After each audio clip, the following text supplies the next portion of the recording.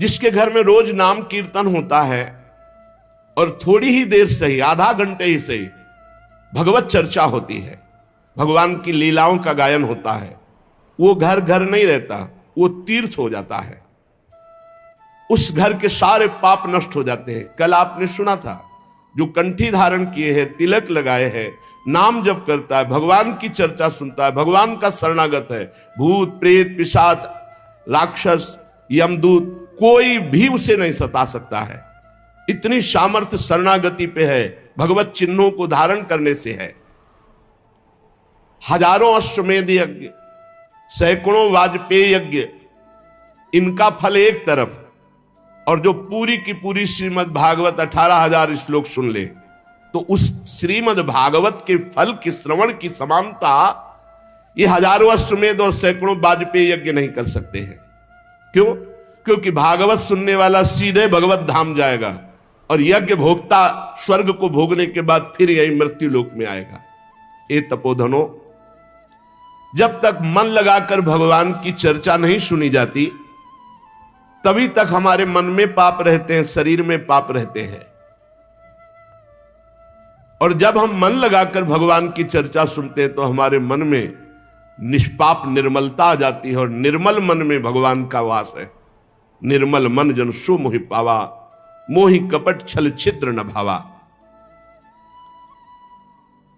गंगा जी स्नान करने से बाह्य पवित्रता, फिर धीरे धीरे मानसिक पवित्रता की तरफ गति होती है।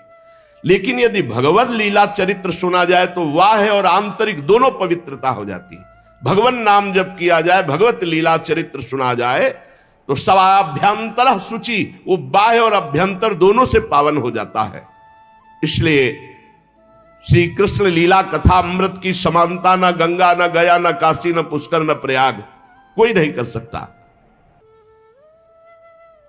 जिसको इसी जन्म में भगवत प्राप्ति की इच्छा है, तो एक श्लोक ही सही, एक श्लोक ही गायन करे, कोई भी एक श्लोक याद कर ले।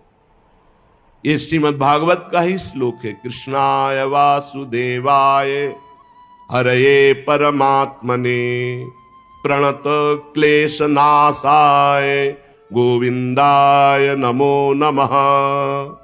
एक श्लोक अगर रोज गाया जाए जीवन में, तो उसकी दुर्गति नहीं होगी। एक श्लोक, या तस्मात् शास्त्रम प्रमाणम। अगर आधा श्लोक भी उच्चारण कर दे तो निष्पाप रहेगा पूरे जीवन। जो प्रणव का जप करता है, गायत्री अनुष्ठान करता है, पुरुष सूक्त गायन करता है, वेदों का स्वाध्याय करता है, द्वादशाक्षर मंत्र जप करता है, भगवान सूर्य की आराधना करता है, प्रयागराज में संगम में स्नान करता है, संवत्सर रूप काल, ब्रह्म ऋषि, अग्निहोत्र, गौ सेवा, द्वादशी तिथि, तुलसी सेवन, बसंत ऋतु, ये सब जो, और एक भगवान का नाम जप करके लीला चरित्र, सब महान हो गए। बुद्धिमान वही है कि ये जन्म हमारा व्यर्थ न जाने पावे, सनकादि कहते हैं। जो पुरुष अहर्निश भगवान का नाम जप करता है, अहर्निश निरंतर महिमा है। जो अहर्निश निरंतर तैल धारावत अखंड चिंतन में चल रहा है नाम, और जहां भगवान की चर्चा होती, जैसे प्यासा आदमी दौड़ के जाता है, बावरों सो रस में फिरे खोजत नेह की बात, बावरा में कहां भगवत चर्चा हो रही, और जाके वहां शांत एक चित्त होकर बैठकर भगवत चर्चा सुनता है। तो कह रहे जन्म कोटि कृतम पापम नश्यते नात्र संशया, करोड़ों जन्मों के पाप उसके नष्ट हो जाते, इसमें कोई संशय ना करे। जो नित्य भगवान की लीला कथा सुनता है, नित्य भगवान का नाम जप करता है, श्री तुलसी जी को जल चढ़ाता है, वैष्णव जनों की सेवा करता है, उसको परम पद दुर्लभ नहीं है, सुलभ है। जो पुरुष पधारने जा रहा हो, शरीर पूरा हो रहा हो, उस समय नाम कीर्तन, उस समय भगवान के लीला चरित्रों के 2-4 अध्याय गान कर दे, निश्चित वो भगवान के धाम को जाएगा, निश्चित। ये करना चाहिए। अपना कोई परिचय हो या ना हो, किसी का शरीर छूट रहा है तो नाम कीर्तन शुरू कर दो। अगर आपको आता है तो संस्कृत या हिंदी से भगवान के पावन चरित्र जो गाए गए हैं, 2-4 अध्याय रास पंचाध्यायी के भगवत लीला के सुना दो। अवश्य अवश्य उसे भगवत प्राप्ति हो जाएगी। ये सनक सनंदन सनातन सनत कुमार जी कह रहे हैं। जो धनी मानी जन है, यदि वे स्वर्ण का सिंहासन बनाकर उसमें श्रीमद् भागवत ग्रंथ विराजमान करके किसी वैष्णव को दान कर दे तो उन्हें भगवान का सायुज्य मोक्ष प्राप्त होता है, सायुज्य पदवी प्राप्त होती है। जिस दुष्ट ने अपनी सारी आयु में कभी न नाम जप किया है, न कभी लीला कथा सुनी, कोई भागवतिक कार्य नहीं किया, तो उसका जीवन व्यर्थ चला गया। संसार के भोगों का बोझा ढोते हुए, भोगों को भोगते हुए उसका व्यर्थ जीवन गया। व्यर्थ में माता ने प्रसव किया, उसका यहां मृत्युलोक में मानव शरीर धारण करना व्यर्थ हो गया। वो मुर्दा है जो भगवान का नाम जप नहीं करता, वो मुर्दा है जो भगवान की लीला कथा नहीं सुनता।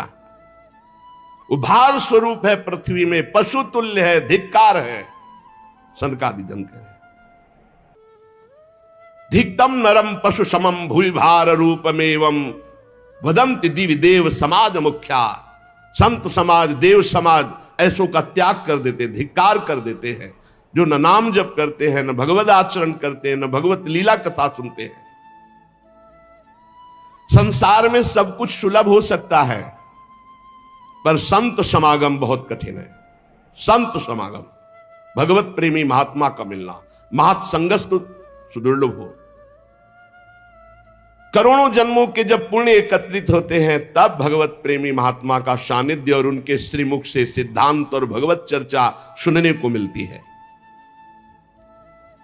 नारद जी, आप बड़े ही महान योग निधि महात्मा है, क्योंकि आपने जगत कल्याण के लिए ज्ञान वैराग्य को पुष्ट करने के लिए प्रयत्न किया।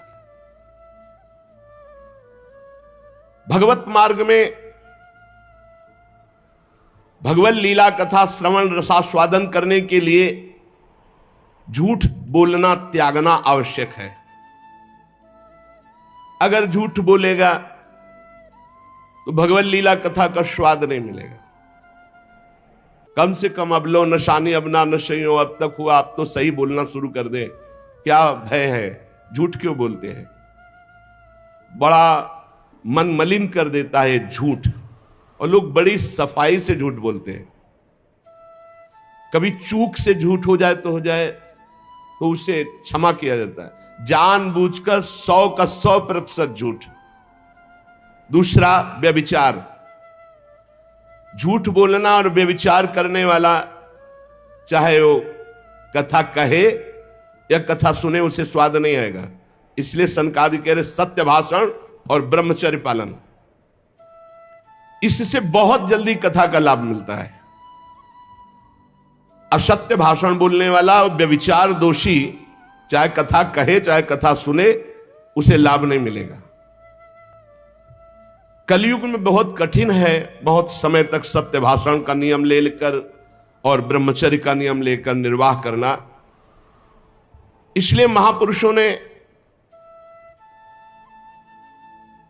इस कार्य को अगर अनुष्ठान रूप में लिया जाए तो सप्ताह श्रवण विधि रखी कि 7 दिन नियम लेकर के सत्य भाषण, ब्रह्मचर्य पालन, निरंतर नाम जप, और 7 दिन में 18,000 श्लोक सुन जाओ तो बड़े से बड़े महापाप का नाश करके वो भगवत प्राप्ति करा देगा। कलयुग में मन असंयमित रहेगा, शरीर में रोगों की बाहुल्यता रहेगी, आयु बहुत थोड़ी रहेगी, और भी अनेक प्रकार के झूठ बोलना, व्यभिचार करना, छल कपट, निंदा करना, ये सब दोष कलयुग में, जो फल तपस्या, योग और समाधि से भी प्राप्त नहीं हो सकता, वो भगवान की लीला कथा अमृत सुनने से प्राप्त हो जाता है। शनकादि ने महिमा वर्णन की। शौनक जी ने पूछा, सूत जी ये तो आपने बड़े आश्चर्य की बात कही,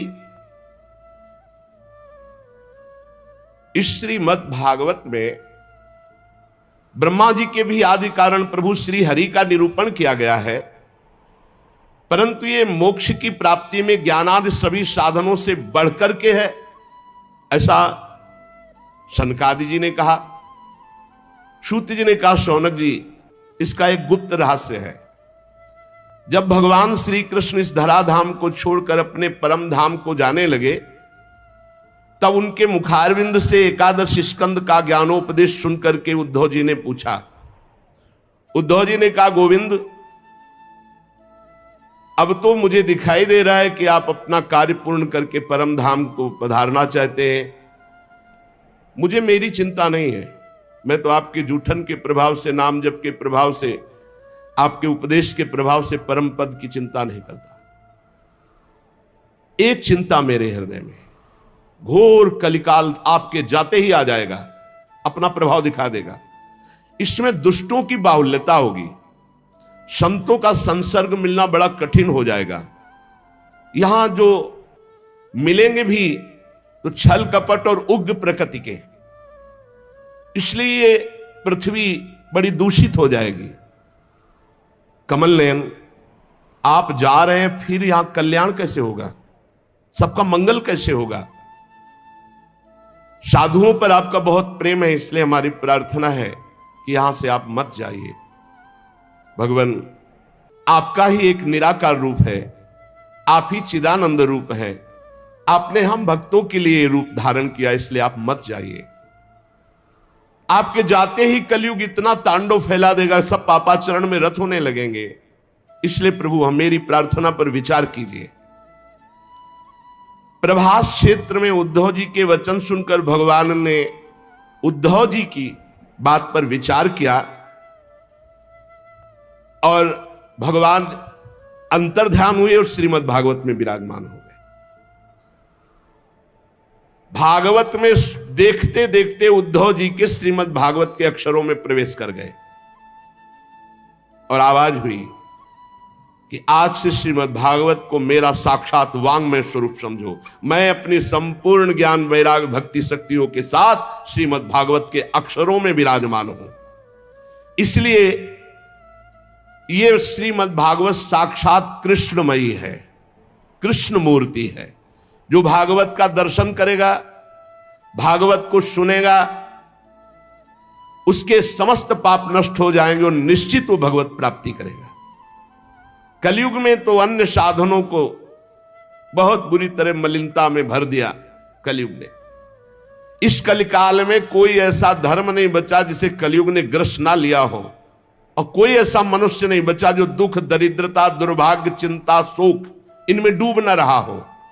दुख, दरिद्रता, दुर्भाग्य, चिंता, शोक डूब न रहा हो। कोई ऐसा नहीं दिखाई दे रहा जो काम क्रोध पर विजय प्राप्त कर सके। तो इस भगवान की माया से पीछा छुड़ाना बड़ा कठिन है। इसीलिए भगवान अपनी संपूर्ण शक्ति के साथ श्रीमद् भागवत में विराजमान हो गए। जो भगवान की चर्चा सुनेगा निश्चित माया मुक्त हो जाएगा। सूत जी कहते, शौनक जी, जिस समय सनकादि मुनीश्वर इस प्रकार भगवत चर्चा की महिमा बखान रहे थे, उसी समय तरुणावस्था को प्राप्त ज्ञान और वैराग्य और भक्ति ही श्रुतौ तौ तरुणौ गृहीत्वा प्रेमयी करूपा सहसा विरासीत। श्री कृष्ण गोविंद हरे मुरारे नाथे नामानि मुहुर्वदंती। सभा के बीच में ज्ञान, भक्ति, वैराग्य प्रकट हो गए और जोर जोर से गाने लगे। अपने लोग भी 2-4 बार गाते हैं, ओ श्री कृष्ण गोविंद हरे मुरारे, हे नाथ नारायण वासुदेव।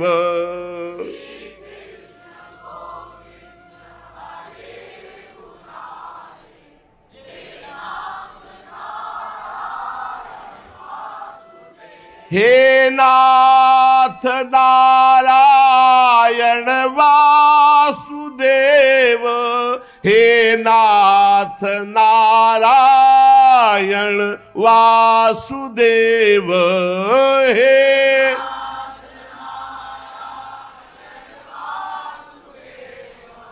हे नाथ नारायण सुदेव श्री कृष्ण गोविंद हरे मुरारे हे नाथ नारायण वासुदेव श्री कृष्ण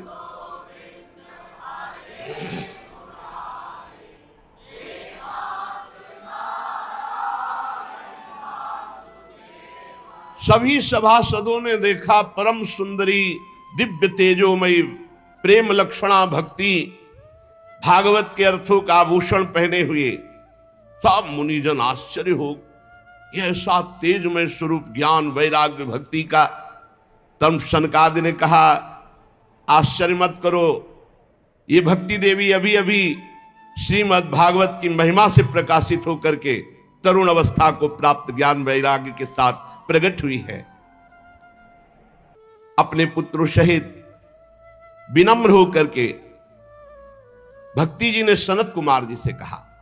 भक्ति बोली मैं तो कलयुग में नष्ट प्राय हो गई, पर आपने भगवान की लीला कथा अमृत से मुझे पुष्ट कर दिया, अब आप आदेश कीजिए मैं कहां रहूं। यह सुनकर सनकादि ने कहा जो भगवान का नाम जप करते हैं, भगवान के आश्रित हैं, भगवान की लीला कथा सुनते हैं, तुम भगवान का दर्शन कराने वाली हो, भगवान का प्रेम प्रदान करने वाली हो, आवागमन को जड़ से नष्ट करने वाली हो, इसलिए तुम सदैव भगवान के प्रेमी भक्तों के हृदय में वास करो। जो नाम प्रेमी, रूप प्रेमी, लीला प्रेमी, धाम प्रेमी, सदैव तुम उनके हृदय में वास करो। ज्ञान वैराग्य और भक्ति, ये कलयुग भले किसी को दूषित कर दे, लेकिन जिसके हृदय में हे भक्ति महारानी तुम ज्ञान वैराग्य के साथ विराजमान रहोगी, ये दृष्टि भी नहीं डाल सकता उन पुरुषों पर, उन उपासकों पर दृष्टि भी नहीं डाल सकता जिसके हृदय में भक्ति महारानी ज्ञान वैराग्य के साथ विराजमान है। कहां विराजमान? जो नाम जापक है, लीला चरित्र गायन श्रवण करता है, भगवद आश्रित है, उसके हृदय में सनक सनंदन सनातन सनत कुमार जी ने कहा कि आप ज्ञान वैराग्य सहित भक्ति विराजमान हो। भक्ति ने जे ही आज्ञा पाई तो जितने कथा में विराजमान थे सबके हृदय में विराजमान हो गए। सकल भुवन मध्य निर्धनास्ते पिधन्या निवसति हृदये साम श्री हरेर भक्ति रेखा हरिरपि निज लोकम सर्वथा तो विहाय प्रविशति हृदय साम भक्ति सूत्रोपनद्धा। इस जगत में भले धनवान वो नहीं है, लेकिन उनके हृदय में भगवान की भक्ति विराजमान है। तो सकल भुवन मध्य निर्धनास्ते पिधन्या, धन नहीं है पर भक्ति विराजमान है, तो बोले तीनों लोकों में वो सबसे बड़ा धन्यवाद का पात्र बन गया, क्योंकि भक्ति की डोरी से खींचकर भगवान परम धाम छोड़कर उसके हृदय में प्रकाशित हो जाएंगे। भूलोक में भगवत प्राप्ति का साक्षात उपाय, बिना परिश्रम के, बिना श्रम के परम पद पहुंच जाना, ये भगवत लीला चरित्र गायन श्रवण बैठा ले दिमाग में, खूब लीला चरित्र गायन श्रवण, निश्चित भगवत प्राप्ति। जिस समय भक्ति महारानी नृत्य कर रही, ज्ञान वैराग्य नृत्य कर रहे, पूरे सभा में श्री कृष्ण गोविंद हरे मुरारे हे नाथ नारायण वासुदेव, ये कीर्तन हो रहा उसी समय। अथ वैष्णव चित्तेषु दृष्ट्वा भक्ति मलौकिकी निज लोकम परित्यज्य भगवान भक्त वत्सलः बनमाली घनश्यामः पीतवासा मनोहरः कांची कलाप रुचिरो लसन मुकुट कुंडलः त्रिभंग ललितश्चारु कौस्तुभेन विराजितः कोटि मनमथ लावण्यो हरिचंदन चर्चितः परमानंद चिन्मूर्ति मधुरो मुरलीधरः आविवेश सुभक्तानाम हृदयान्यमलानि च। उसी समय देखा कि सबके बीच में सी चरणों तक लटकती हुई बनमाला, सिर पर मोर मुकुट, कानों में कुंडल, ललित त्रिभंगी, अधरों पर वर्षी, नेत्रों में करुणा, वक्षास्थल में कौस्तुभमणि, श्रीअंगों में हरिचंदन चर्चित। क्या सुंदर रूप, मानो करोड़ कामदेवों की रूप माधुरी को छीन लिया गया हो। परमानंद चिन्मूर्ति, मधुराति मधुर मुरलीधर भगवान श्री कृष्ण सबके बीच में प्रकट हो गए। सब सभा खड़ी हो गई, शनकादि भी खड़े हो गए। आसपास ज्ञान वैराग्य भक्ति नृत्य कर रहे, बीच में प्राणाधार प्रभु श्री कृष्ण ललित त्रिभंगी मुरली मनोहर मोर मुकुट धारण किए। अभी तक जो गुप्त रूप से दिव्य सिद्ध थे वो भी प्रकाशित हो गए। बड़े बड़े भगवान के निज पार्षद लीला परिकर उद्धव आदि प्रहलाद, ये जो बड़े बड़े महापुरुष थे, ये सब प्रकट हो गए। अब तो अद्भुत नृत्य हुआ। ज्ञान भक्ति वैराग्य सनकादि प्रहलाद नारद आदि तो वहां विराजमान ही हैं, उद्धव आदि, ये सब गुप्त प्रकट सब महापुरुष भगवत पार्षद ज्ञान वैराग्य भक्ति भी नृत्य कर रहे हैं। सब नृत्य जय हो जय हो। बीच में नटनागर मुरली मनोहर ललित त्रिभंगी प्रभु, कैसा अद्भुत। तदा जय जया रावो रस पुष्टिर लौकिकी चूर्ण प्रसून वृष्टिश्च मुहुः शंख रवोप्यभूत। कोई शंख ध्वनि कर रहा है, कोई जय हो। ऐसे भगवान ललित त्रिभंगी सबको सुख देते हुए विराजमान। सब बड़े बड़े महात्मा आसपास जय जयकार, नमः नमः नमो नमः, शंख ध्वनि पुष्प वर्षा, जय जय। कितना अद्भुत सुख। ऐसा रस प्रवाह बह चला कि कोई भी ऐसा नहीं था जो देह सुधि का विस्मरण करके भगवदानंद में ना डूबा हो। देह गेहात्म विस्मृति ही तत्सभा संस्थिताम नाच। देह गेहात्म विस्मृति, कोई ऐसा सभा में नहीं बचा जो देह भाव से ऊपर न उठ गया हो। सबको देह गे की विस्मृति, एकमात्र भगवदानंद। ऐसी तन्मयता देख करके नारद जी ने कहा, मुनीश्वर गण, आज मैंने भगवान की चर्चा की महिमा देख ली। भगवान ने स्वयं कहा, मद भक्ता यत्र गायंती तत्तिष्ठामि नारद। मेरे भक्त मेरे पावन चरित्रों का गायन करते वहां मैं विराजमान रहता हूं। प्रमाण दे दिया भगवान स्वयं प्रकट होकर। इसमें संदेह नहीं कि कलिकाल में चित्त की शुद्धि के लिए भगवान की लीला कथा से बढ़कर और कोई साधन नहीं है। मुनिवर, आप लोग बड़े कृपालु हो, जो संसार के कल्याण के विचार करके बिल्कुल अद्भुत सरल मार्ग निकाला, जिससे सब लोग सुनकर भगवान को प्राप्त कर सकते हैं। शनकादि ने कहा कि जो लोग सदा पापरत रहते हैं, दुराचारी हैं, वेद के विरुद्ध मार्ग में चलते हैं, जो कामी हैं, क्रोध से जलते रहते हैं, कुटिल हैं, ऐसों को भी भगवत चर्चा भगवान की प्राप्ति करा देगी। जो सत्य कभी बोले ही नहीं, सत्य से चित हैं, सत्येन हीना पितृमात्र दूषकास तृष्णा कुलाश्चाश्रम धर्म वर्जिता ये दंभिका मत्सरणोपि हिंसका। जो माता पिता की निंदा करने वाले, माता पिता को कटुवचन बोलने वाले, माता पिता को दंड देने वाले, ये घोर नरकों को जाते हैं। लेकिन ऐसा भी पुरुष जो तृष्णा का मारा, आश्रम धर्म का त्यागी, दंभी, दूसरों की उन्नति देखकर कुढ़ने वाला, सदैव दूसरों को कटुवचन दुख देने वाला, ऐसे लोग सब नरक जाते हैं। पर ऐसे लोगों को भी यदि भगवत चर्चा सुना दी जाए तो उनका कल्याण हो जाएगा।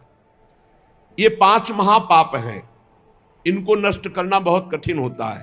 पंचोग्र पापास छलछद्म कारिणः क्रूरा पिशाचा इव निर्दयाश्चये। कौन से महापाप? सबसे पहला शराब पीना। ये पंचोग्र पापास, ये निश्चित नरक जाते हैं। शास्त्र हमारा निषेध करता है जिनके कानों में ये आवाज पड़ रही हो, प्रार्थना है आज से शराब पीना छोड़ देना। वैसे बहुत लोग छोड़ चुके हैं, लेकिन जिनको भी अभी लग रहा हो तो कि हमारा सुख बढ़ेगा इससे, तो ध्यान दीजिए, पंचोग्र पापा ये तुम्हारा नाश कर देंगे। 5 महापाप हैं। पहला है मदिरापान, शराब पीना, और दूसरा है ब्रह्म ऋषि की हत्या कर देना, तीसरा है किसी के स्वर्ण की चोरी कर लेना, चौथा है दूसरे की पत्नी के साथ व्यभिचार करना, गुरुपत्नी गामी, गुरु की पत्नी के साथ व्यभिचार करना, और पांचवा है विश्वासघात कर देना। ये 5 महापाप हैं जिनको नरक में भोगने पर भी वो पूर्ण सफाई नहीं होती, फिर यहां दुर्गति योनियों को प्राप्त होते हैं जहां महान कष्ट मिलता है। ऐसे 5 महापाप करने वाले, मदिरापान, ब्रह्म ऋषि की हत्या करने वाला, स्वर्ण की चोरी करने वाला, गुरुपत्नीगामी, पराई स्त्री से व्यभिचार करने वाला और विश्वासघाती, ये 5 महापाप हैं जो नरक भोगना पड़ता है। छल छद्म परायण क्रूर पिशाचों के समान निर्दयी, जो ब्रह्म ऋषियों के धन को छीन करके पुष्ट होते हैं, ऐसे व्यभिचारी, ऐसे लोगों को भी यदि भगवान की चर्चा सुनने को मिल जाए तो पावन हो सकते हैं। इनको भी भगवान की लीला कथामृत सुनने को मिल जाए, किसी कारण से इनको जबरदस्ती, प्यार से, दुलार से, रिश्ते संबंध के बल से कैसे भी इन्हें सत्संग में ले आया जाए, इन्हें भगवत चर्चा सुनाई जाए, तो निश्चित इनकी बुद्धि परिवर्तित होगी, इनका कल्याण हो जाएगा। जो दुष्ट आग्रह पूर्वक मन वाणी शरीर से पाप करता है, दूसरे के भोजन से शरीर पुष्ट करता है, मलिन हृदय वाला, अगर ऐसों को भी भगवत चर्चा सुनाई जाए तो ये भी भगवत प्राप्ति के मार्ग में चल देंगे। नारद जी घोर पापी को भी भगवत प्राप्ति कराने में समर्थ है भगवत चर्चा। नारद जी ने कहा इसका कोई उदाहरण दिया जाए तो ज्यादा समझ में आ जाए, तो उनका हम तुम्हें एक प्राचीन इतिहास सुनाते हैं। पूर्व काल में तुंगभद्रा नदी के तट पर एक अनुपम नगर बसा हुआ था। उसमें सभी वर्णों के लोग अपने अपने धर्माचरण करते, सत्य में तत्पर रहते थे। उस नगर में समस्त वेदों का ज्ञाता, श्रौत स्मार्त कर्मों में निपुण एक ब्राह्मण रहते थे जिनका नाम था आत्मदेव। तेज तो ऐसा था मानो दूसरे सूर्य भगवान ही हो। ब्राह्मण तेजस्वी, वैदज्ञ, सत्कर्म अनुष्ठान करने वाला, और कभी उसके दरवाजे से कोई भिक्षुक वापस नहीं लौटा। इतना उदार हृदय वाला, देगा ही कुछ न कुछ। पर पूर्व प्रारब्ध के अनुसार उनकी जो पत्नी थी उनका नाम था धुंधुली। पति का नाम आत्मदेव और पत्नी का नाम धुंधुली था। सुंदरी थी, कुलीन थी, पर लड़ाकू स्वभाव था, अपनी बात पे अड़ जाना। अब वो बड़े ज्ञानी थे, वेदज्ञ, वेद के ज्ञाता, इसलिए वो शांत रहते थे, लड़ाई घर में नहीं होती। वो लड़ने वाली ही बात करती थी, पर वो शांत रहते थे। जब घर में नहीं होती तो पड़ोसी से जाके भिड़ना, जरा जरा से कारण में। क्रूर स्वभाव, बकवादी स्वभाव, गृह कार्य में निपुण लेकिन कंजूस और झगड़ालू प्रारब्ध है। भोग विलास की कमी नहीं थी, खूब संपत्ति थी, घर बढ़िया सुंदर, परंतु सुख नहीं था।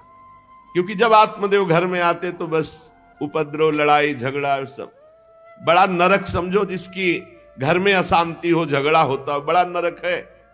चैन से नमक रोटी खाए, प्यार से जीवे तो गृहस्थी धन्य। और खूब बढ़िया सब व्यवस्थाएं हैं, पर कलह, अशांति, मन नहीं मिल रहा एक दूसरे, ये बहुत धीरे धीरे अवस्था ढल गई। कोई संतान ही नहीं हुई। बड़े बड़े पुण्य कर्म किए, खूब दान पुण्य किया, लेकिन संतान नहीं हुई। अब वो ब्राह्मण बड़े चिंतातुर हुए आत्मदेव की, जिसके संतान न हो तो फिर उसको पिंडदान कौन करेगा। गृहस्थी में विचार होता, कुल परंपरागत चलाने वाला तो कोई होना चाहिए। अब वो बड़े चिंतातुर हुए, हर उपाय करके हार गए थे। तो एक दिन उनके मन में आया कि एकांत जंगल में चलते हैं और अपने प्राणों को त्याग देते हैं, क्योंकि घर में जाओ तो कलह है, ना कोई संतान है। अब क्या, सब कुछ करके देख लिया, बुढ़ापा आ रहा है, पुत्र तो हुआ नहीं, तो कम से कम पुत्र होता तो कुल परंपरा चलाने, अब क्या। वो ऐसी भावना में थे कि जीवन व्यर्थ है, जंगल को चल दिए। उधर एक सरोवर में प्यास बुझाने के लिए एक महान संत आ रहे थे। जब कोई धर्मात्मा पुरुष दुखी होता है तो भगवान अव्यक्त रूप से संतों से मिला देते हैं। वो सन्यासी महात्मा थे। ब्राह्मण देखा कि वो जब जल पी चुके तो जाकर साष्टांग दंडवत किया, शास्त्रों का ज्ञान था, हाथ जोड़कर खड़े हो गए। तो कथम रोदसी विप्रत्वम काते चिंता बलियसी वदतम सब्बत सत्वरम मह्यम स्वस्थ दुख से कारणम। ये लंबी लंबी सांसें खींच रहे हो, उदास खड़े हो, दुखी दिखाई दे रहे हो। देखने से तो लगता है कि तुम ब्राह्मण हो क्योंकि तेजस्वी हो। क्या चिंता है तुम्हारी जो तुम जल्दी जल्दी श्वासें खींच रहे हो लंबी और दुख प्रकट कर रहे हो। ब्राह्मण ने कहा महाराज आखिरी उपाय आप हैं। वैसे तो मैं बताऊं अपने जीवन से निराश हो चुका हूं, आपको देखा तो आशा बन गई। पूर्व जन्म का कौन सा प्रारब्ध मुझे पता नहीं, पर संतान योग नहीं। अब मेरे पितर गरम गरम आंसू चिंता जनित छोड़ रहे हैं क्योंकि पिंडदान करने वाला हमारे कुल में कोई नहीं रहा, संतानें नहीं उत्पन्न हुई। बहुत दुखी हो गया हूं। सही बताऊं मैं आम प्राण त्यागने आया हूं जंगल में। मेरा मन मुझे धिक्कारता है कि तुम्हारा सब कुछ बेकार जब संतान नहीं। और यहां तक कि मैं जिस गाय को पालता हूं वो भी बछड़ा नहीं देती, वो भी बांझ हो जाती। यहां तक कि जो पेड़ लगाता हूं उसमें भी फूल फल नहीं आते। कितना मैं दुर्भागी हूं, बड़ा भागा हूं। अब मैं अपने प्राण त्यागने आया हूं। फूट फूट कर रोने लगे। संत का हृदय बड़ा करुणामय होता है। संत चाहे तो नवीन प्रारब्ध तत्काल रच सकते हैं क्योंकि भगवान के भजन में अपार सामर्थ्य है। उन्होंने अपनी दिव्य दृष्टि से देखा, कहा आत्मदेव ब्राह्मण, पुत्र का मोह तो छोड़ दो, आप विवेक का आश्रय लो, भजन करो। मैं तुम्हारी रेखा को देख रहा हूं, एक जन्म नहीं 7 जन्म तक कोई संतान है ही नहीं। देखो संतान के पीछे मत पड़ो। राजा सगर, महाराज अंग, बड़े बड़े संतान में बहुत दुख भोगे हैं। अब तुम भजन करो, जंगल में निकल आए, भजन करो, संतान की आशा छोड़ो। ब्राह्मण ने कहा कि मुझे उपदेश नहीं, ये उपदेश नहीं, सब पढ़ा हूं, मुझे पुत्र चाहिए, पुत्र देव, नहीं मैं आपके सामने अभी प्राण त्यागता हूं, मुझे पुत्र चाहिए। ब्राह्मण का ऐसा आग्रह देख करके सन्यासी जी ने कहा कि देखो विधाता के लेख को कोई मिटा नहीं सकता, चित्रकेतु का चरित्र पढ़ के देख लेना। दैव जिसके उद्योग को कुचल देता है वो सफल नहीं होता है। तुम्हें पुत्र सुख नहीं है। उन्होंने कहा फिर हम कह रहे हैं बस अब पुत्र का आशीर्वाद दे ही दो, नहीं तो प्राण त्याग देंगे आपके सामने। सन्यासी जी ने देखा है तुम मानने ही वाले नहीं, तो उन्होंने योग बल से एक फल प्रकट किया, तपोबल से, और कहा लो योग तो नहीं तुम्हारे पुत्र का, पर मैं ये फल देता हूं, अपनी पत्नी को खिला देना, इससे बड़ा ज्ञानी महात्मा पुत्र पैदा होगा। तुम्हारी स्त्री 1 साल तक सत्य, शौच, दया, दान, ब्रह्मचर्य का पालन करे, 1 टाइम अन्न खाए, तो और ये फल पाने के बाद 1 वर्ष के बाद ऐसा महापुरुष प्रकट होगा जो तुम्हारा कल्याण भी कर देगा, तुम्हारे पितरों का भी उद्धार कर देगा। वो योगी राज सन्यासी फल दिए। अब तो आत्मदेव बड़े प्रसन्न हुए क्योंकि कामना पूर्ण हो गई। फल लेकर आए। धुंधुली उनकी पत्नी थी जो लड़ाकू स्वभाव की, बड़ा क्रूर स्वभाव, दुष्ट स्वभाव, वैसे ही क्रूर स्वभाव था। आके कहा हो भाग्य, एक सन्यासी मिले, वो फल दिए और उन्होंने नियम बताया है कि 1 साल तक सत्य बोलोगी, पवित्र रहोगी, दूसरों को दान करोगी, एक समय तुम अन्न खाओगी और बहुत शुद्ध स्वभाव वाला महात्मा बालक पैदा होगा, ये फल खा लो। तो उन्होंने कहा कि फल तुरंत थोड़ी खाया जाता, नहा धो के बड़े पवित्रता से खाया जाता, लाओ और जाओ आप निश्चिंत रहो। बोले अगर हमारे सामने पाल, तुम्हें विश्वास नहीं, डरते भी थे, घर के बाहर हो गए। अब वो कुटिल स्वभाव की थी, क्रूर स्वभाव की। उन्होंने अपनी बहन को बुलाया और रो रो के कहने लगी कि बहन मुझे बड़ी चिंता हो गई, समस्या आ गई। क्या? बोले पंडित जी जो ये फल लाए हैं, फल से गर्भ रह जाएगा। पहले तो नियम बता गए हैं कि 1 साल तक झूठ नहीं बोलना, पवित्र रहना है और दूसरों को दान देना, एक समय अन्न खाना है। अब हम तो बड़ी भयभीत हैं कि जब पेट में गर्भ बढ़ेगा तो भोजन कम हो जाएगा, पेट बढ़ेगा तो भोजन कम हो जाएगा। ये तो मैंने कर नहीं सकती क्योंकि 3 बार तो हमको अच्छा भोजन चाहिए। पंडित जी का 1 बार खाना, ये तो हो नहीं सकता। अच्छा, गर्भ बढ़ा, पेट बढ़ा, खाया पिया जाएगा नहीं, बहुत परेशानी उसमें लगेगी। और कहीं दैववश से अगर डाकू आ गए तो भाग भी नहीं पाऊंगी। चलो डाकू ना आए, कहीं आग लग गई घर में, तब तो हम जल के मरी जाएंगे क्योंकि गर्भ पेट में। ये तो हमसे नहीं। और फिर गर्भ निकलते समय सुना बहुत कष्ट होता है, ये सब हमसे नहीं होने वाला। देखो एक क्रूर स्वभाव की नकारात्मक सोच। और कहीं प्रसव काल में गर्भ टेढ़ा हो गया तो हम तो मरी जाएंगे, ये तो हमसे नहीं होगा। और अगर गर्भ हमारा बड़ा होने लगा और घर में ननद आ गई तो सब माल मत्ता समेटती रहेगी, हम तो कुछ लड़ ही नहीं पाएंगे क्योंकि लड़ने लायक नहीं रहेंगी। ये सब विचार करके उसका, ये सब हमसे नहीं होने वाला। तो उनकी बहन ने कहा सोच क्यों करती हो? ठीक इसी समय हमें अनुभव हुआ है 2-4 दिन में, इसी महीने में, कि हमारे पेट में है, तुम हमारे पति को धन दे देना और गर्भवती का नाटक करो, और जब हमारे बच्चा होगा हम तुम्हारे यहाँ पहुंचा देंगे, और हम अपने हाथ शोरगुल कर देंगे कि बच्चा मर गया, कौन देखने आता है, और पति को पैसा दे देना। हाँ, ये तो बढ़िया बात रही, बढ़िया विधान बन गया। जैसे को तैसे मिले तो बढ़िया विधान बन गया। तू गर्भवती का नाटक कर आज से कि फल पा लिया और मैं गर्भवती हो गई, मैं अपने बालक को मरा घोषित कर दूंगी। और ये जो फल लाए हैं इसकी परीक्षा के लिए जो गऊ है उसको पवा दो। जैसा उनकी बहन ने कहा था वैसे ही धुंधुली ने सब कर दिया। देख लो, कहा था स्वामी जी ने तुम्हारे 7 जन्म बालक नहीं, तो देखो बुद्धि कैसी खराब हुई, गाय को पवा दिया। अब जब उसकी बहन के पुत्र हुआ तब तक वो कपड़ा वपड़ा पेट में लगा के नाटक करती रही होगी कि हमारे गर्भ है। फिर एकदम घोषणा कर दी जब वो पुत्र रातों रात पहुंच गया, ये हमारे संतान हो गई। उसके पिता को अच्छा धन दे दिया, वो धुंधुली को ला करके बहन का बेटा दे दिया। आत्मदेव तो बहुत आनंद हो गए, जानी न जाए नारी गति भाई। उनको क्या पता कि घर में क्या रहस्य हुआ, वो तो बहुत सुखी हो गए कि संत भगवान के द्वारा दिए हुए फल से हमारे पुत्र हो गया। बड़ा आनंद, बड़ा उत्सव मनाया, बालक के जात कर्म संस्कार कराए, खूब दान पुण्य किया, मांगलिक कृत्य किए। धुंधुली ने अपने पति से कहा कि पता नहीं क्या कारण मेरे वक्षस्थल में दूध तो है नहीं,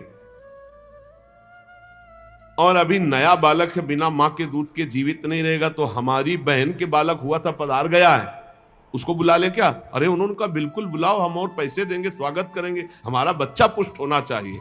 बहुत बुद्धि लगाते हैं क्रूर स्वभाव के लोग, कैसा एकदम फिट कर लिया विधान। अब उसको बुला लिया बालक का पालन पोषण करने के लिए पैसे के, और वो असली मां तो वही है ही है। पुत्र की रक्षा के लिए जो जो कहा आत्मदेव ने वो सब स्वीकार कर लिया। 3 महीने इस बालक के व्यतीत होने के बाद, उन्होंने कहा था 1 साल बाद होगा, 3 महीने व्यतीत होने के बाद गौ के बच्चा हुआ मनुष्याकार, केवल कान गौ के, पूरा मनुष्याकार, सर्वांग सुंदर, दिव्य तेजोमय, स्वर्ण की सी कांति। क्योंकि वो योगी के तप का, ब्राह्मण देवता नाच पड़े कि भगवान जब दिए तो कितना आनंद, घर में भी बच्चा और गौ के भी बच्चा ही हुआ। खूब संस्कार करके मंगलदान, बड़े प्रसन्न है। सब लोग कहते हैं आत्मदेव का देखो कैसा भाग्य बदला कि घर में भी पुत्र हुआ, गौ के भी पुत्र हुआ, बछड़ा नहीं, केवल कान भर। कैसे आश्चर्य की बात, दिव्य बालक उत्पन्न हुआ।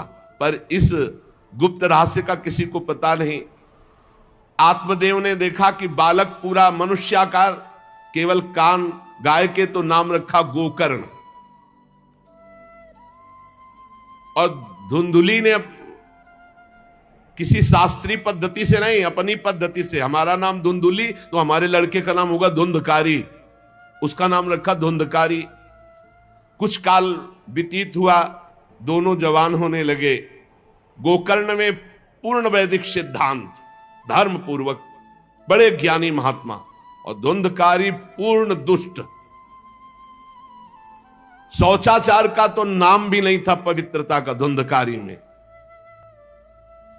खान पान पशुओं वाला, क्रोध नाक में चढ़ा, गंदी वस्तुओं से प्यार करने वाला, बहुत ही गंदा स्वभाव, चोरी बचपन से, द्वेष, पीट देना, लड़ाई करना, ये उसका चलते स्वभाव। दूसरों के खेती में आग लगा देना, घरों में आग लगा देना, गौशाला में आग लगा देना। जैसे किसी का बालक खेल रहा है, आसपास देखा कोई, उठाया कुएं में फेंक दिया। बड़ा दुष्ट स्वभाव। और बड़ा हुआ हिंसक स्वभाव, अस्त्र शस्त्र धारण करके। जैसे कोई अंधा जा रहा है तो आओ बाबा तुम्हें रास्ता बता दो, कुएं में जाके ढकेल देता। बहुत ही गंदा स्वभाव, दुष्ट स्वभाव। अब वो शिकार करने लगा पशुओं का और मांस खाने लगा। जहां आत्मदेव कितनी पवित्रता से, वहां दुष्ट ही कितना।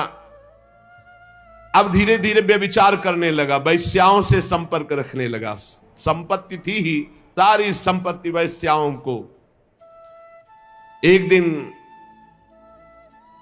पिता ने कहा आत्मदेव ने कि तुम्हारे आचरण इतने आसुरी प्रभाव के, हमें लगता है कि तुम हमारा सर्वनाश करने के लिए प्रकट, ये क्यों करते हो? तो खूब गिरा गिरा के मारा आत्मदेव को। सन्यासी की बात अब याद आई कि तुम्हारे भाग्य में पुत्र सुख नहीं है। खूब मारा आत्मदेव को। जब इतनी जोर से मार रहा था तो थोड़ी तो दया आई कि पति है, बचा ले। तो धुंधुली गई, तो फिर धुंधुली की धमजम के पिटाई की। अब वो तो राक्षसी स्वभाव। और घर के जितने जेवर बर्तन सब उठा के बेच दिए, वैश्यागामी। अब जब सारी संपत्ति स्वाहा, खाने को भी नहीं, तो धुंधुली बैठ के रोती। रोना इससे तो अच्छा कि मैं बांझ रह जाती। दुष्टता की ना, पति ने जब तुम्हें एक दिव्य फल दिया था, खाना चाहिए था। मैं कहां जाऊं, कौन मेरा सहयोग करे? बड़ी विपत्ति, बड़ा दुख, न खाने को न पीने को। अतरे दिन पिटाई करता धुंधकारी, आत्मदेव की भी और धुंधुली की भी। पिता बैठ के रो रहे थे। मैं सन्यासी की बात मान जाता तो गोकर्ण जी आए और उन्होंने कहा पिताजी, आप जैसे विद्वान पुरुष को ऐसा शोक करना उचित नहीं। तुम शास्त्र के ज्ञाता हो, तुम्हें चाहिए कि संसार की असारता का तो थोड़ा विचार करना हो। ये दुख रूपी मोह में फंसकर आप एक अज्ञानी पुरुष की तरह रो रहे हो, पिट रहे हो। पिताजी, क्या शास्त्रों में नहीं पढ़ा पुत्र किसका, धन किसका, पत्नी किसकी, शरीर किसका? ये मोह के कारण अज्ञानी जन रात दिन दीपक की तरह जल रहे। पिताजी, ना सुख इंद्र को है, ना चक्रवर्ती राजा को है। सुख है तो एकांत में भगवान का भजन करने वाले को है। ये देखो गोकर्ण, ये मुंचा ज्ञानम प्रजारूपम मोह तो नरके गति। ये नरक जाने वाली बात, पुत्र के मोह में फंस करके आप छोड़ो इसे, आपका शरीर नष्ट हो जाएगा। इसलिए मेरी प्रार्थना मानो, आज से निकलो घर से और वन में जाओ, भगवान का चिंतन करते हुए जीवन व्यतीत करो। गोकर्ण जी के वचन सुनकर आत्मदेव वन में जाने के लिए तैयार हो गए। उनका बेटा, आज तक तो कभी वन में तपस्या भजन किया नहीं, बड़ा शरीर से राग है, क्या करूं, कैसे भगवत प्राप्ति करूं? तो देहे स्थिमान रुधिरे भिमतिम त्यजत्वम जाया सुतादिषु सदा ममताम विमुंच पश्यानिशं जगदिदं क्षणभंग निष्ठम वैराग्य राग रसिको भव भक्ति निष्ठा धर्मं भजस्व सततम त्यज लोक धर्मान सेवस्व साधु पुरुषान जहि काम तृष्णाम अन्यस्य दोष गुण चिंतन मासु मुक्त्वा सेवा कथा रसमहो नितराम पिबत्वम। संत समागम कभी व्यर्थ नहीं होता। देखो, संत समागम का फल है गोकर्ण जी। गोकर्ण जी ने कहा, पिताजी, जिस शरीर को आप मैं मान रहे हो, आप मैं नहीं हो। ये शरीर हड्डी मांस रुधिर का पिंड है, इसे आप मैं मानना छोड़ दें। आपकी स्त्री, आपका पुत्र, ये कभी आप मत माने, ये आपके नहीं थे, न पहले और न बाद में, बीच में भास रहे कि आपके हैं। ये संसार रात दिन नाश को प्राप्त हो रहा है, क्षण भंगुर है। किसी भी कोई वस्तु में ममता मत करो, यहां कुछ स्थायी नहीं है, सब नष्ट होने वाला है। बस एकमात्र वैराग्य रस के रसिक होकर भगवान की भक्ति में लग जाओ। कैसे भक्ति करें? धर्मम भजस्व सततम, सदैव धर्म का भजन करो। कौन सा धर्म?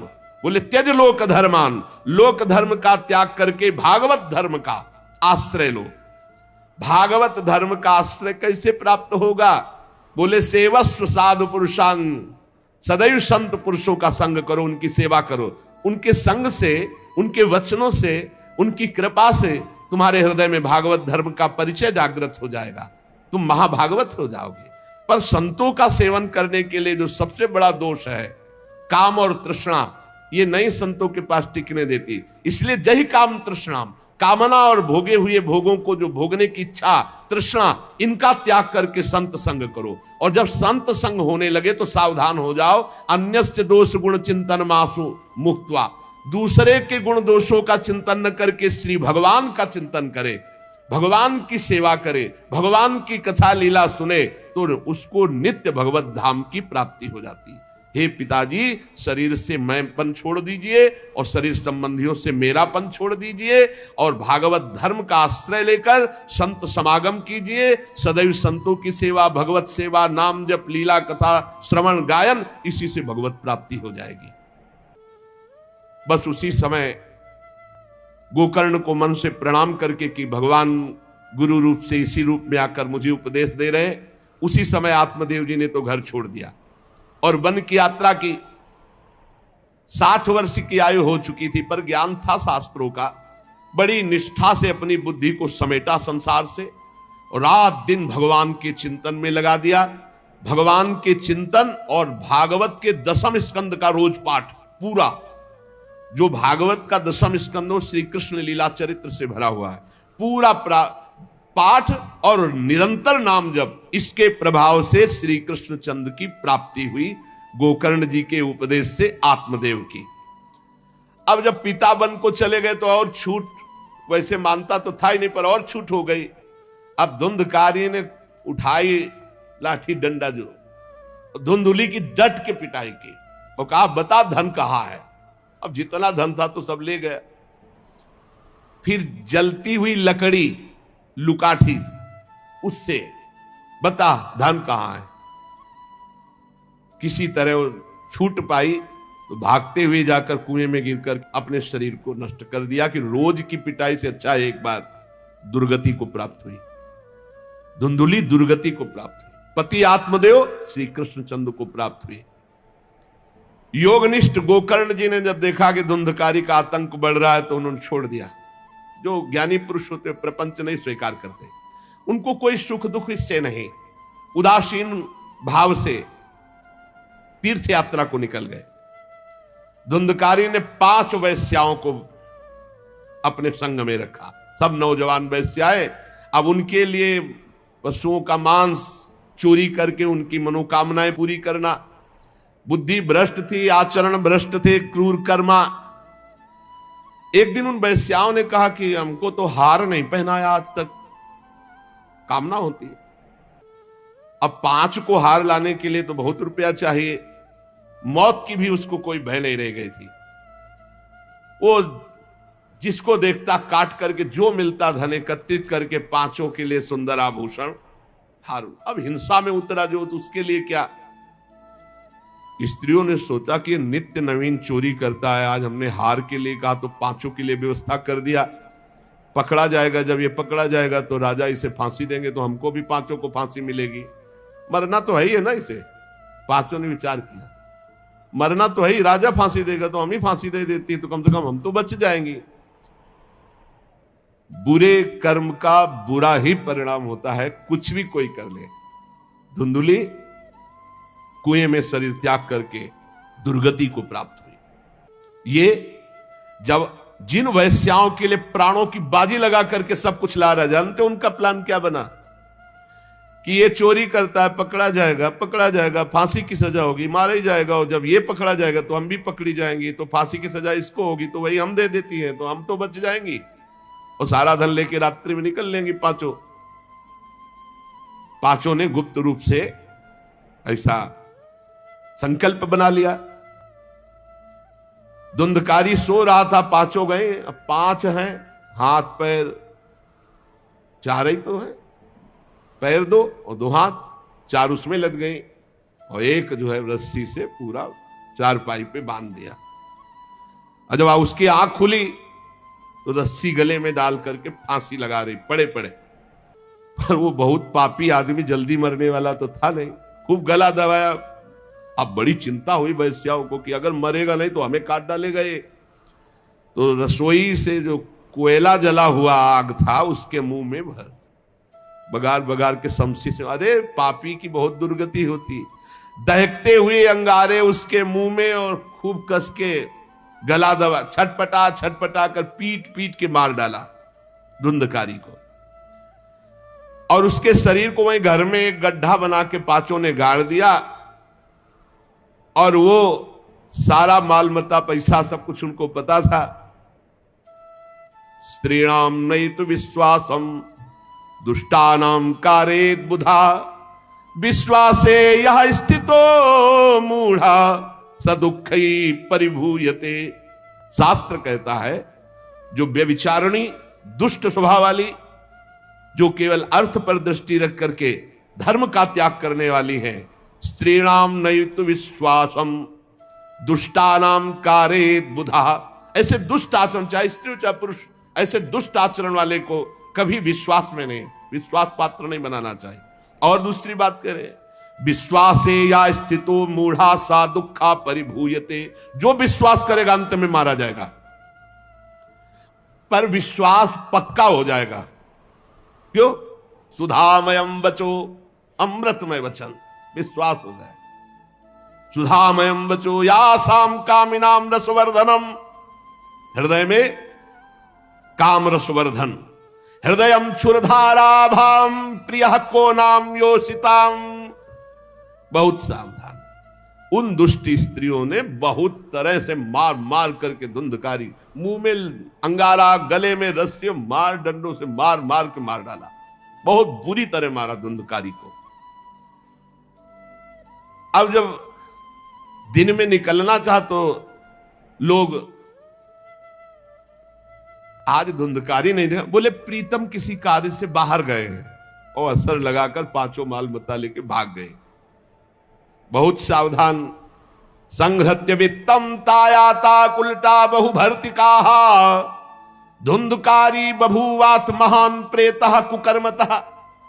जो कई पुरुषों से सहवास करती हैं या कई स्त्रियों से जो सहवास करता है, ऐसा अपवित्र हो जाता है कि उसके छूने मात्र से पुण्य नष्ट हो जाते हैं। फिर तो उनके संग से ही रह रहा था, उसे वैश्या उसे ही कहते हैं।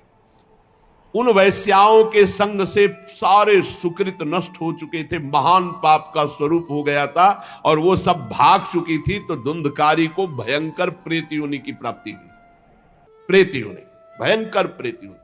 अब वो बवंडर रूप, जो चक्रवात जैसे बवंडर देखते हो ना, वो रूप धारण करके 10 दिशाओं में भटकता। और प्रेत को स्वयं से पानी पीने के लिए कोई सुविधा नहीं। ऐसा नहीं नदी के किनारे रह रहा तो पानी पी लेगा, वो किसी को पकड़ेगा तब उसके द्वारा जो उसको पानी पिलाया जाएगा वो उसको मिलेगा। ऐसे पानी नहीं पी सकता, ना कुछ खा सकता है, ना कहीं विश्राम कर सकता है। वो बस हा दई चिल्लाता हुआ, रोता हुआ भटकता है। प्रेत योनि बड़ी भयानक होती है।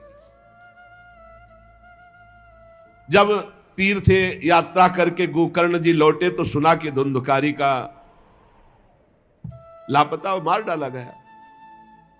तब उन्होंने फिर गए और वहां पिंडदान किया धुंधकारी के लिए भी। बड़े महात्मा थे गोकर्ण, श्राद्ध किया और काफी तीर्थों में मंत्रानुष्ठान किया कि इसका कल्याण हो जाए।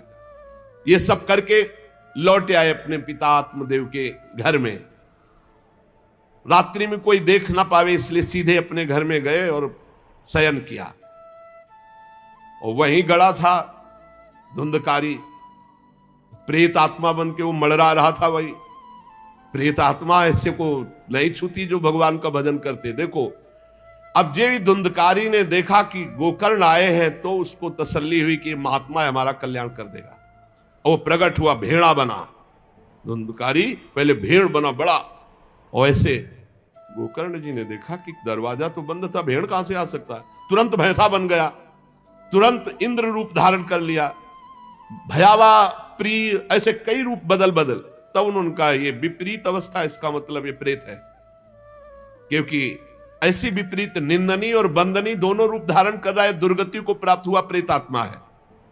वो डरने वाले तो थे नहीं, ज्ञानी महात्मा थे। गोकर्ण ने कहा कस्तो मुग्र तरो रात्रौ कुतो यातो दशामिमाम किंवा प्रेता पिशाचो वा राक्षसो शीत संसना। कौन है तू?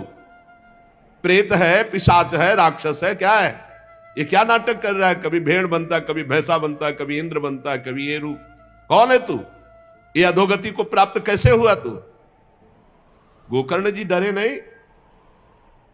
अगर सच्चा महात्मा न हो तब तो भयभीत हो जाए। गोकर्ण जी सच्चे महात्मा है। अब वो चिल्ला चिल्ला के केवल रो रहा, एक शब्द भी नहीं बोल पा रहा। तो गोकर्ण जी समझ गए अधिक पाप होने के कारण ये बोल नहीं सकता।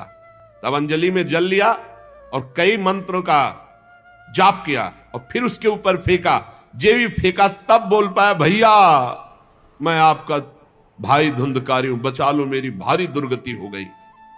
मैं तुम्हारा भाई हूं, मैं धुंधकारी हूं, अब मुझे बहुत कष्ट हो रहा, पश्चाताप हो रहा, मैंने सब कुछ नष्ट कर दिया, धर्म भ्रष्ट पापाचारी।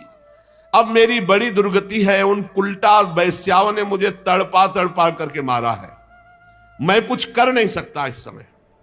ऐसा थोड़ी कि प्रेत है जिसको चाहे पटक दे, ऐसा नहीं है, ऐसा विधान नहीं, पहले वैश्याओं को मारता जाके, मैं कुछ कर नहीं सकता, प्रेत योनि में पड़कर दुर्दशा भोग रहा हूं। अब दैवश केवल वायु से जीवित हूं, बहुत प्यासा हूं, भूखा हूं, पर नहीं खा सकता, नहीं पी सकता। आप दया समुद्र भैया मेरा उद्धार करो।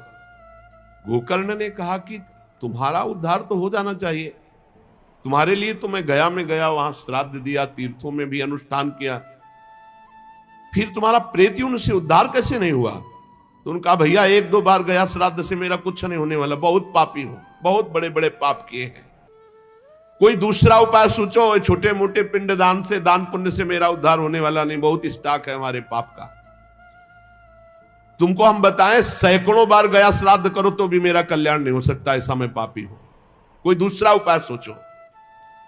गोकर्ण जी ने कहा सैकड़ों गया श्राद्ध से तुम्हारी मुक्ति नहीं हो सकती, तो तुम्हारी मुक्ति असंभव है। कहा भैया मैं तुम्हारे चरणों में पड़ा हूं, मुझे मेरा उद्धार करो। तो कहा ठीक है, तुम अभी इस घर से निकलो, कहीं और रहो, हम जब तुम्हें बुलाएं तब आ जाना, जाओ हटाओ, हमारे इस घर से हटो। हटा दिया उनको। गोकर्ण जी की आज्ञा पाकर धुंधकारी बाहर भटक रहा है। रात भर विचार किया कि इसका कल्याण कैसे होगा, जब सैकड़ों गया श्राद्ध से कह रहा उद्धार नहीं होगा। अब जब प्रातः काल हुआ, दरवाजा खुला तो बहुत से विज्ञजन आकर के गोकर्ण जी से मिले। गोकर्ण ने सबसे सलाह की कि क्या हो सकता है, ऐसे ऐसे स्त्रियों ने उनको मारा और वो प्रेत योनि को प्राप्त हुए।